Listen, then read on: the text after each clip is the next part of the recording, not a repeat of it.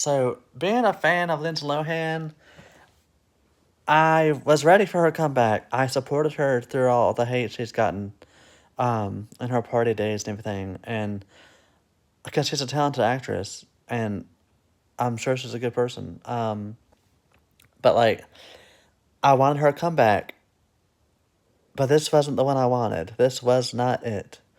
Uh, it just wasn't funny. I didn't laugh.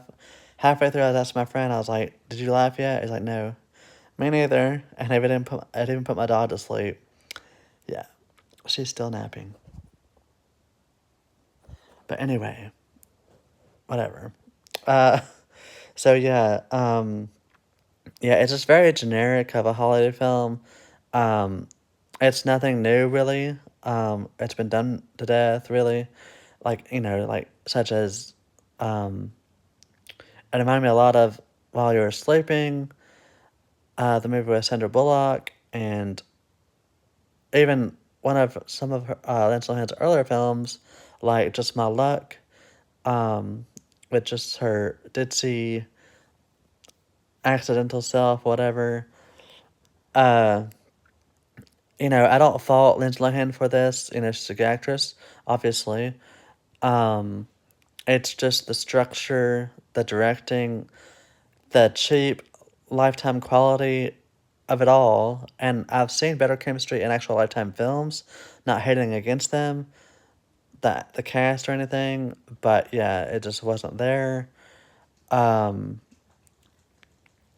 and not hating against Lifetime films either. Some of them can be good if you give enough chances to see some of them, which is it's rare that they're good in my opinion.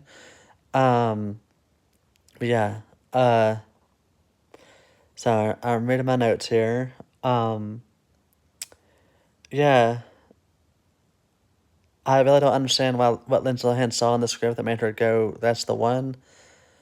Especially it being her comeback in a decade or more. Um, like the last movie I remember her in was Georgia Rule, and I Know Who Killed Me. And we all know how that film went. It was horrible. Um, and this one is no exception.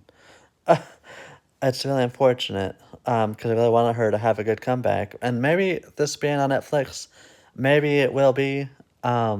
Regardless of what I think, or regardless of the movie itself, it being on Netflix might be enough, and it being Lindsay Lohan face being on screen, maybe that's enough as well. To get her back on films. I think she does have a show as well coming up that she's starring in or hosting. Um, but yeah, this movie also put my dog to sleep as well. I mentioned that.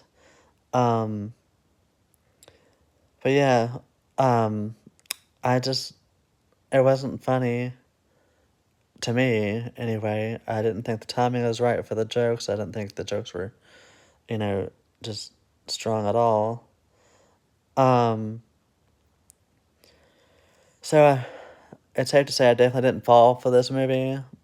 Um, yeah, but like it had potential. I like to think that every film does. I mean, and they do in the long run.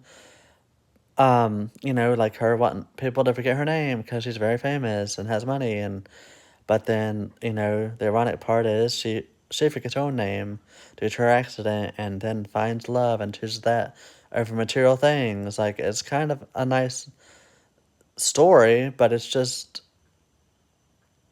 like blurred underneath all this, basic shit of a film. Um, but yeah, um, so, uh, that's pretty much my first impression thoughts of this movie. Yeah.